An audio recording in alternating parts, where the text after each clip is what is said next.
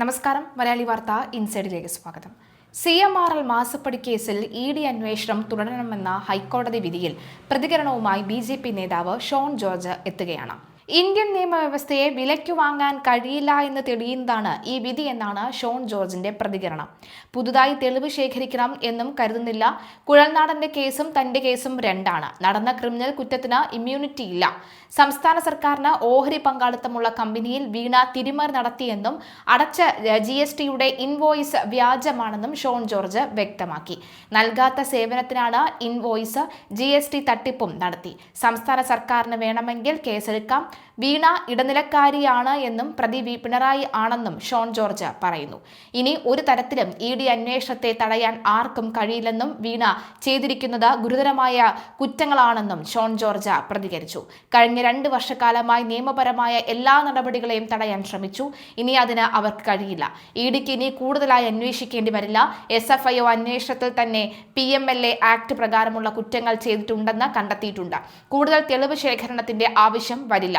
കൂടുതൽ നടപടികളിലേക്ക് ED കടക്കുമെന്നാണ് കരുതുന്നതെന്ന് ഷോൺ ജോർജ് പ്രതികരിച്ചു. വീണ ചെയ്ത തെറ്റെന്താണ് എന്ന് ചർച്ച ചെയ്യപ്പെടാതെ പോകുകയാണ്. മുഖ്യമന്ത്രിയുടെ മകളെന്ന നിലയിൽ സംസ്ഥാന സർക്കാരിന് പങ്കാളിത്തമുള്ള സ്ഥാപനവുമായി ഒരു ഇടപാട് നടത്തുന്നത് തെറ്റ്. അതിൽ കൃത്രിമത്വം കാണിക്കുന്നത് അതിലും വലിയ തെറ്റാണെന്ന് ഷോൺ ജോർജ് പറഞ്ഞു. വീണ പ്രതിസ്ഥാനത്തുണ്ട്. അക്കൗണ്ടിൽ പെടാത്ത 100 കോടിയിലധികം രൂപ പിണറായി വിജയൻ കൈപ്പറ്റിയിട്ടുണ്ടെന്ന് ഷോൺ ജോർജ് ആരോപിച്ചു. കേസിൽ എൻഫോഴ്സ്മെന്റ് ഡയറക്ടറേറ്റിന്റെ അന്വേഷണം തുടരണമെന്നാണ് കോടതി വ്യക്തമാക്കിയിരിക്കുന്നത്. ഈ വിഷയം EDയുടെ അധികാര പരിധിക്ക് പുറത്താണെന്ന് വാദിച്ചുകൊണ്ട് സമർപ്പിച്ച അപ്പീലാണ് തള്ളിയിരിക്കുന്നത്. ഹൈക്കോടതിയുടെ സിംഗിൾ ബെഞ്ചിന്റെ ഉത്തരവ് ഡിവിഷൻ ബെഞ്ച് ശരിവെക്കുകയായിരുന്നു. സുപ്രീം കോടതിയിൽ അപ്പീൽ പോകാൻ 2 ആഴ്ചത്തേക്ക് ഈ ഉത്തരവ് തള്ളണമെന്ന CMRL അഭിഭാഷകന്റെ ആവശ്യവും തള്ളി. കമ്പനി MD ശശിധരൻ കർത്തയും 5 ഉദ്യോഗസ്ഥരുമാണ് കോടതിയെ സമീപിച്ചത്. കേന്ദ്ര ഏജൻസി അന്വേഷണം മൗലിക അവകാശങ്ങളുടെ ലംഘനമെന്ന് CMRL ഹർജിയിൽ പറയുന്നു. CMRL എക്സാലോജിക് ഇടപാടുമായി ബന്ധപ്പെട്ട എൻഫോഴ്സ്മെന്റ് ഡയറക്ടറേറ്റ് അന്വേഷണത്തിനെതിരെയുള്ള CMRLന്റെ അപ്പീലിലെ ഹർജി ഹൈക്കോടതി ഡിവിഷൻ ബെഞ്ച് തള്ളുകയായിരുന്നു. ഇനി ഹൈക്കോടതിയെ തടയാൻ ആരെങ്കിലും ഉണ്ടോ? കാരണം വീണ വിജയനെതിരെയോ അല്ലെങ്കിൽ മുൻ മുഖ്യമന്ത്രിയും ഇപ്പോഴത്തെ പ്രതിപക്ഷ നേതാവുമായ പിണറായി വിജയന്റെ മകൾക്കെതിരെയോ നടത്തുന്ന നീക്കങ്ങൾക്കെതിരെ ആരെന്ത് തരം നീക്കം നടത്തിയാലും അതിനെതിരെ വലിയ രീതിയിലുള്ള പ്രതിഷേധം ഉണ്ടാകും. കല്ലെറിയും. അത് ആക്രമിക്കാൻ വരുന്നവരെ ജീവന് പോലും ആപത്തുണ്ടാക്കുന്ന തരത്തിലുള്ള ആക്രമണം ഉണ്ടാകും. അങ്ങനെ വിറപ്പിക്കും എന്ന് നാഴേക്ക് 40 വട്ടം പറഞ്ഞുകൊണ്ട് ആരൊക്കെയോ പറഞ്ഞത് കേട്ടുകൊണ്ട് ചാടി ഇറങ്ങി ED ഉദ്യോഗസ്ഥരെ വളഞ്ഞിട്ട് ആക്രമിക്കാൻ ശ്രമിച്ചവരൊക്കെ തന്നെ ഇപ്പോൾ അഴിയെണ്ണുന്നുണ്ട്. അതേ നിലയിൽ ഇപ്പോഴിതാ നിലപാടെടുത്തിരിക്കുന്നത് കോടതിയാണ്. കോടതിയെ കയറി വളയാൻ ആണോ ഇനി അടുത്ത തീരുമാനം, അല്ലെങ്കിൽ അതിനുള്ള പോക്കാണോ ഇനി ഇറങ്ങുന്നത് എന്നുള്ള സംശയമാണ്. കാരണം വേണമെങ്കിൽ അതും ചെയ്യും. കാരണം മുൻ മുഖ്യമന്ത്രി കൂടിയായ പിണറായി വിജയനും മകൾക്കുമെതിരെ നടക്കുന്നത് വ്യാജ പരാതിയാണെന്നും കെട്ടിച്ചമച്ച കഥകളാണെന്നും തകർക്കാനുള്ള ശ്രമം ആര് ചെയ്താലും അത് നടക്കില്ലെന്നുമുള്ള ഈ നീക്കങ്ങളൊക്കെയാണ്, അതിലൊക്കെ ഈ വലിയ ഡയലോഗിലൊക്കെയാണ് ആവേശം ഉൾക്കൊണ്ടുകൊണ്ട് ഞങ്ങളുടെ സഖാവിന് തൊടുന്നോടാ എന്ന മട്ടിലുള്ള ആക്രമണം നടന്നത്.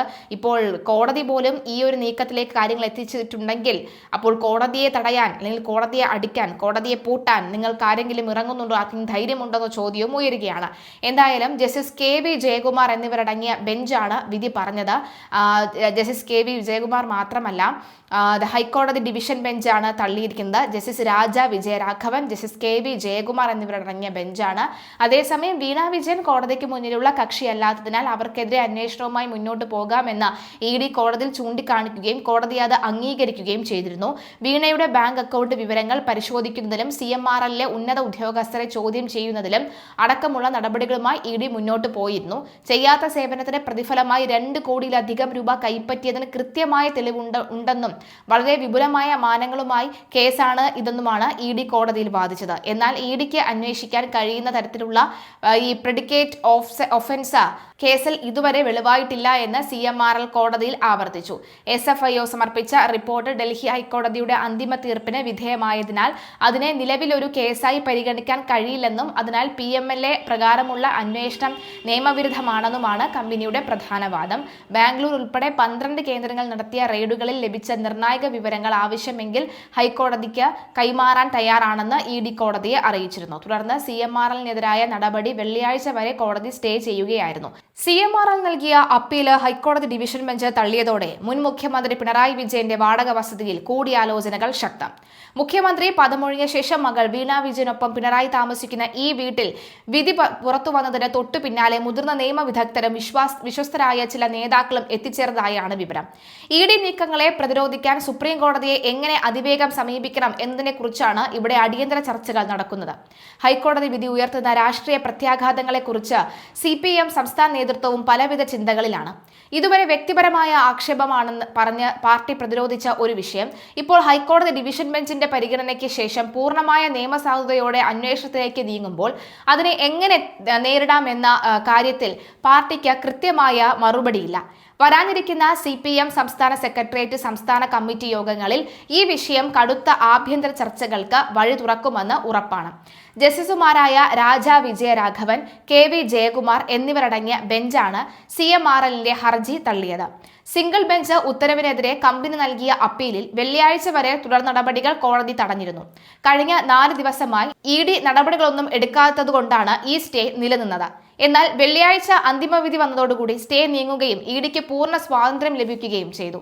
കേസിൽ വീണ വിജയൻ നേരിട്ട് കോടതിക്ക് മുന്നിലുള്ള കക്ഷിയല്ല എന്ന സാങ്കേതികത്വം ED മുൻപേ തന്നെ കോടതിയെ അറിയിച്ചിരുന്നു. വീണ കോടതിയെ സമീപിക്കാത്ത സാഹചര്യത്തിൽ അവർക്കെതിരെ അന്വേഷണവുമായി മുന്നോട്ടു പോകുന്നതിൽ യാതൊരു തടസ്സവുമില്ല എന്ന് ED വാദിച്ചു. ഇതോടെയാണ് വീണയുടെ ബാങ്ക് അക്കൗണ്ടുകൾ പരിശോധിക്കുന്നതിലും CMRLലെ ഉന്നതരെ ചോദ്യം ചെയ്യുന്നതിനും EDക്ക് മേൽക്കോടതിയുടെ പരോക്ഷമായ അനുമതി കൂടിയാണ് ഇപ്പോൾ ലഭിച്ചിരിക്കുന്നത്. ചെയ്യാത്ത സേവനത്തിന് പ്രതിഫലമായി വീണ വിജയന്റെ എക്സാലോജി കമ്പനി 2 കോടിയിലധികം രൂപ കൈപ്പറ്റിയതിന് കൃത്യമായ തെളിവുണ്ടെന്നാണ് ED കോടതിയെ അറിയിച്ചിരിക്കുന്നത്.